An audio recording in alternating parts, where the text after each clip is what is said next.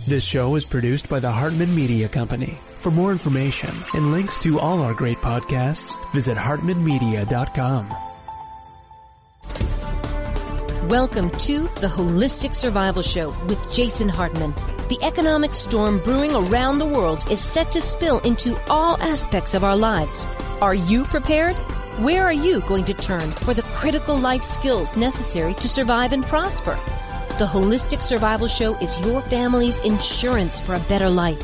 Jason will teach you to think independently, to understand threats, and how to create the ultimate action plan.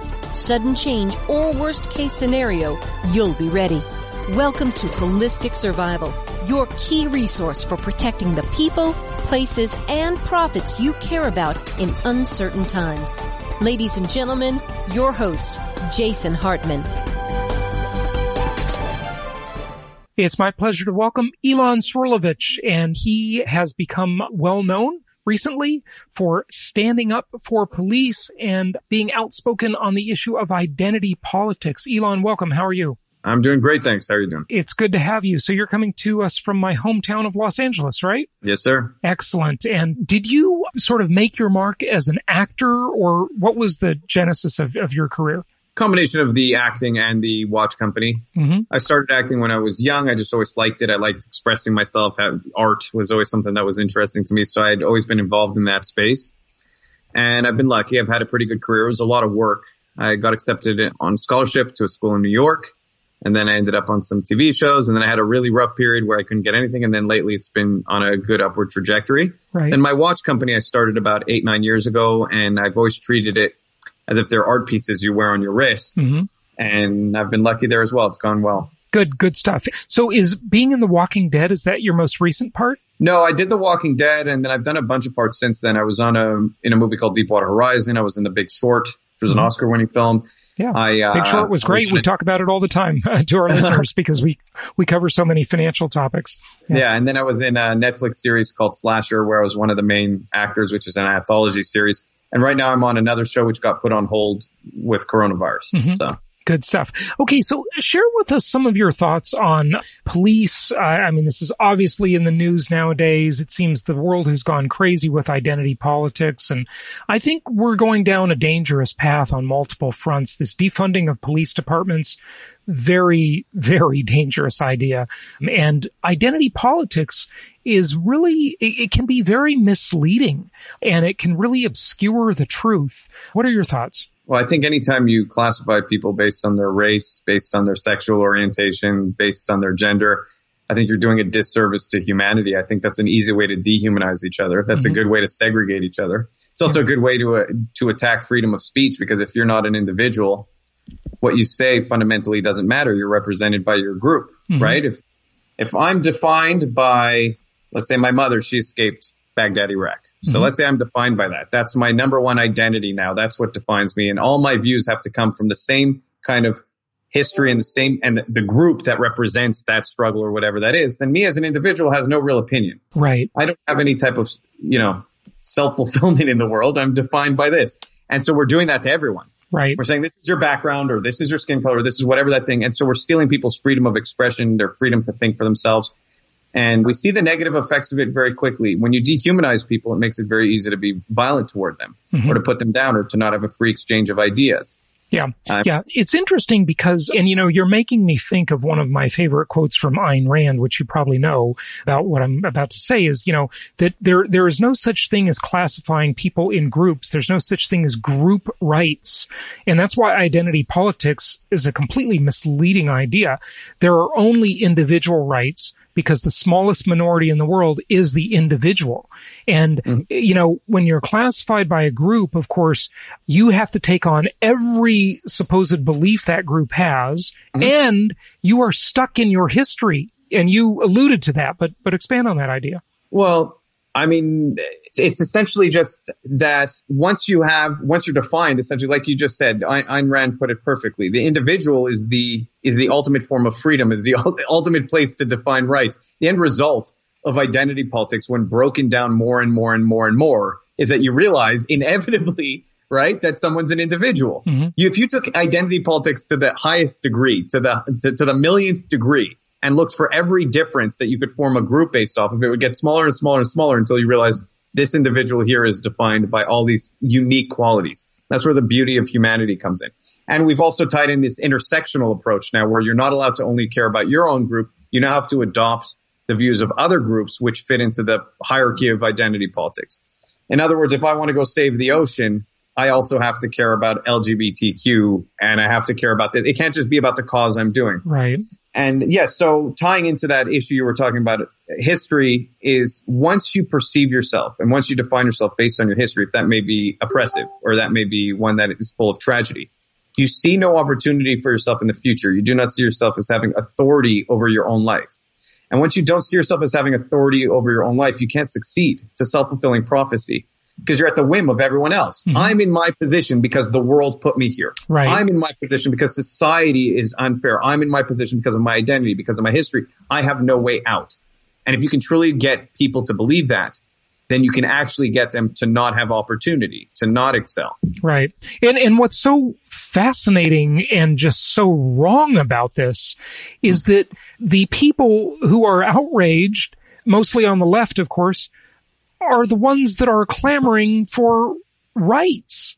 And yet they are actually defeating their own cause, assuming their cause is legitimate in the first place, which I would argue that it's never really about the cause. It's about something else, possibly. But, your thoughts? Well, there's two elements to that. There's kind of the element of it so the mass percentage of people out there don't necessarily have insidious intentions. There is a small percentage of people who hijack these groups or who are behind these groups, who may be funding these groups, who have, more malicious intent and have, if I were to say honestly, the leader of BLM openly came out and expressed that she's a Marxist and that she's a trained Marxist. So, I mean, there are people who have other ideals that they're trying to push on society. You see on the BLM website, for example, they're trying to break down the nuclear family. They openly don't mention fathers on their website when they talk about the family structure. They specifically talk about everyone else, but not fathers. And so, of course, there are people within organizations that have malicious intent. The more dangerous, or not malicious in their view, they just want to restructure society in their vision, which is Marxism, whatever it may be.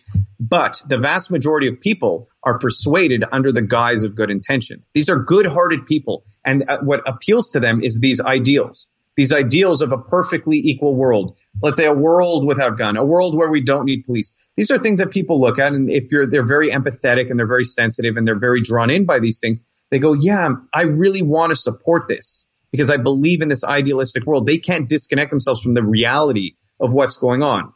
I mean, you hear the term a lot, useful idiots. I hate to say it. In some way, that's what it is because they're not. It is that way. That's a great comparison. Yeah. And so that's what we see. We see a bunch of people out there who are going out and they also just want to be a part of something. They want to feel like they have value. The title of, you're in show business. The title of James Dean's famous old movie is kind of perfect. It's like Rebels Without a Cause, right? They have no real cause. They don't even know what they're protesting for, so many of them. And yet they just want to be part of something. It's a sad state of affairs that we all feel, so like empty that we need to just join a movement, even if it's not the right movement. They're tearing down statues of Ulysses S. Grant. Yeah. They're tearing down Holocaust memorials. Right. And what does that have to do with anything? It has nothing to do with anything. And the most ironic of them all would be Abraham Lincoln. Mm-hmm. Are you kidding me? the person who freed the slaves and brought the country together. Yeah. That's just so. Unless you look at it from your perspective or our perspective that we were talking about earlier, which there are people who have the intention of rebuilding kind of the foundation of America. And if you look at it from that perspective, the best way to do that is to erase history. Right. And then to destabilize, cause anarchy, all these things happening. If you look at it from a kind of structured point of view, I recently talked about how there was a attack on objective truth, how society has our groups in society have systematically broke down objective truth under the guise of social justice or political correctness or whatever this may be, to the point where, multiple things no longer have meaning across the board. The idea that, far as to say this, there was a male rapist who identified as a female and got put into a female prison and raped and sexually assaulted 22 more women. Oh my because gosh, this is a true story. People can go look on Snopes. Yeah. Snopes is arguably more left-leaning. They can go research this. Snopes is funded by George Soros, I hear. So you can't believe even they anymore. are putting it out. Right. And so if you look at how we did, because everything is relative, right? If gender truly doesn't exist, if biology does not matter on any level, then these things are acceptable. There's an MMA fighter who went as a male, could not make it as a male fighter, terrible fighter as a male, became a female MMA fighter, fought a pretty high level female fighter and cracked and broke her skull in their fight. And I mean, so there's certain objective truths. Reality will not allow you to play this game. But if you keep trying to push it and push it and push it, and there's obviously people trying to do this across the board with very different, every aspect of society is under attack. We don't need police.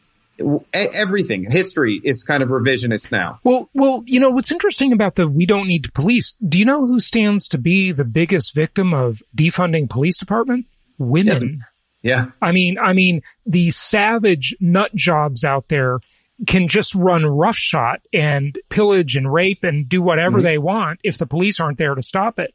And then you look at the gun rights issue related to this. If people can't have guns and they can't have police, what are they to do? That's the irony here. The biggest argument the left has always made is that the government could never be corrupt enough again. Like they always laugh at you when you say, listen, I believe in gun rights because I believe that fundamentally the Constitution was right in that the population should be able to protect itself against a potentially oppressive government. And that kind of keeps things in check. And they've always laughed, made jokes about people who say that, oh yeah, you're going to do this, you're going to take over this. What do we see today? That argument cannot be used anymore. Right. What do we see? The push for no more police. We see autonomous zones. We see mass mobs going to people's homes. And how are they not taking over the home? I don't know if you saw this video recently of that little old couple who came out of their home. They're very rich. They live on an estate. People went into their front gate, went onto their property. We're talking about a mob of people threatened to burn down their home, kill their dog, and do all this stuff. The husband came out with an AR. The wife came out with, I don't know what kind of gun. It was a little handgun. And they were able to hold people off.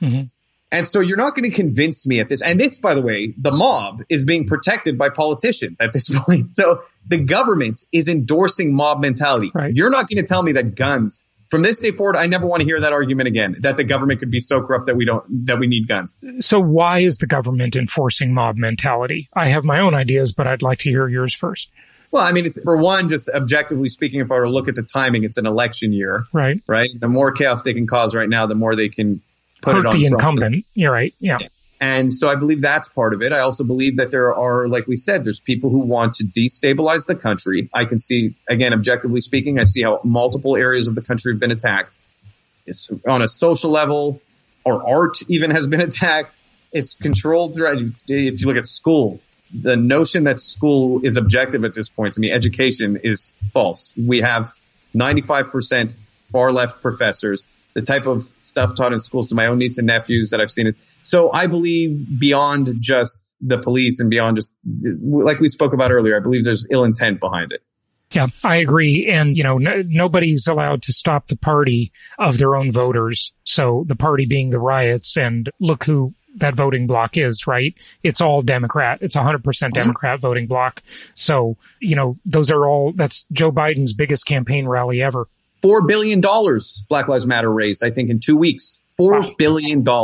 Wow. And by the way, their page, the money goes directly to Act Blue or whatever that thing is, which funds the Democrats. Right. I mean, that's why no politician is willing to speak up. If you look at politicians respond to their motivation, which is to be the next party in control or to have control. If they see an organization, let's say Black Lives Matter, whatever the organization is, that can help them gain control, that has power in society, that has social sway, they will allow it to do whatever it needs to do, because that will get them to where they want to be. And we do see that. It's a sad state of affairs. Logic and reason has left the building. What are we going to do? I mean, there seems to be this massive lack. When I go on social media and I read these posts, occasionally I engage in them. I mean, for the past 12 years that I've been on social media, I mean, I am astonished at the lack of critical thinking ability. Just cannot think critically about anything. Like when I went to school, you took debate and critical thinking as a way to improve your critical thinking skills so that you could understand how to reason things and know what actual absolute truth was. But now now it's about indoctrinating people. Yeah. I mean, 50% of millennials or more don't believe in freedom of speech. I mean, it's not about exchange of ideas. It's not about debate.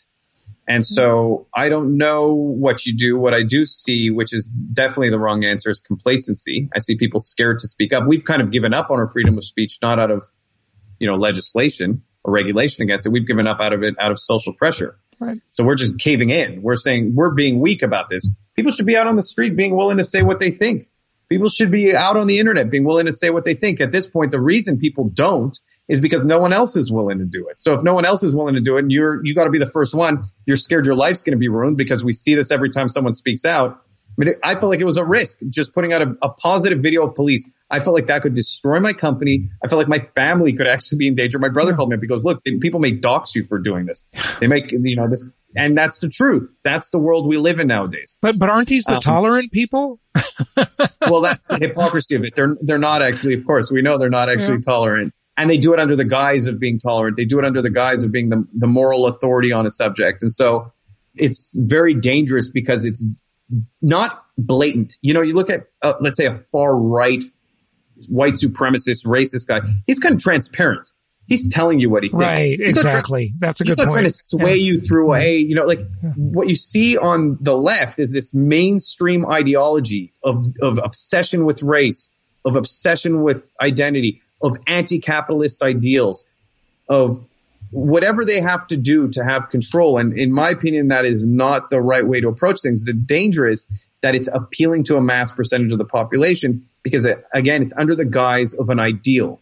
When I hear the term Black Lives Matter and I look at the history of racism in the country and the history of problems we've had in the country, I go, yes, absolutely. But it's not just the U.S. They act as though the U.S. is the only country that did that. I mean, there are slaves today. In the modern world, the biggest slave traders were in the Middle East. I mean, it's like, well, why does the U.S. is the only one willing to sort of let people criticize them? It's like, where's the criticism of the whole world? Listen, look at folks. The reality is that the whole world used to be barbaric. Okay. Yes. And some countries grew out of that barbarianism faster than others. I mean, none of what happened in history was nice or fair or decent. But look, the evil white Christians that were the founders of this country, they came up with the Constitution. That was like at the time unheard of, the whole concept that you would have a document that would actually take rights away from government and give them to people. Like nobody ever thought of that before. Maybe the Magna Carta did that a little bit, but that was revolutionary. Okay. It's the single greatest document in history. Of course it is. Yeah, I agree. And so again, I agree with you that we're hypercritical of the U.S. I don't mind us being hypercritical of ourselves to improve. I mind when it becomes and overtaken and it gets used as a way to help destroy the great things we have today, when it becomes an attack on freedom of speech. There's no balance in it. There's no balance. Yes, and there's no balance. They never talk about the good things that these people did, like gave them trial by jury. Okay. Yes. It's amazing. It's truly amazing. No, we should be celebrating the good as well. I can't disagree with that either. Yeah. My fundamental point was, though, that when they use the language they use, then it is hard to challenge because it's a game of language. It's a game of, well, you don't care about Black lives? And you're like, I do care about Black lives. I care about, I don't want to see people suffering if people are suffering. And then they go, well, then if you don't care about Black Lives Matter, you don't care about Black lives. They've made it so that it's impossible to criticize under the guise of, like I said, under the guise of being socially fair, or this is what is right. And so it becomes very hard to have any free exchange of idea. Yeah. Well, you're not going to win this debate through logic, that's for sure. Frankly, I did a show last week, and I think we're going to see a real secession movement in this country, sadly. But I think that's really going to take hold through all this pressure. So we'll see where it goes. Give out your website or whatever you want so people can follow you or learn more. The watch company is egardwatches.com, EGARD watches.com. And if they go on YouTube, and they can see the Speak Truth video I did, which is very good, if they just type in Speak Truth on Egard on YouTube. And if they want to see the new platform we started, it's Speak Truth USA, one word, on YouTube. And they'll see videos, interviews with police, everything. Excellent. And let's hope the thought police at YouTube and Google don't take that down. Cool. They've restricted it, but that's fine. Yeah. Unbelievable. Unbelievable. It really is. Hey, thank you so much for joining us. Thank you.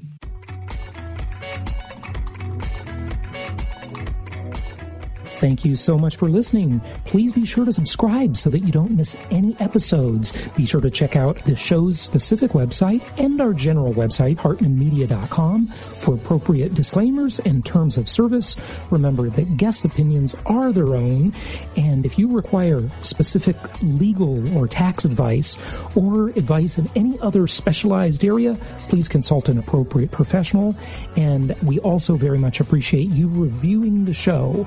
Please go to iTunes or Stitcher Radio or whatever platform you're using and write a review for the show. We would very much appreciate that.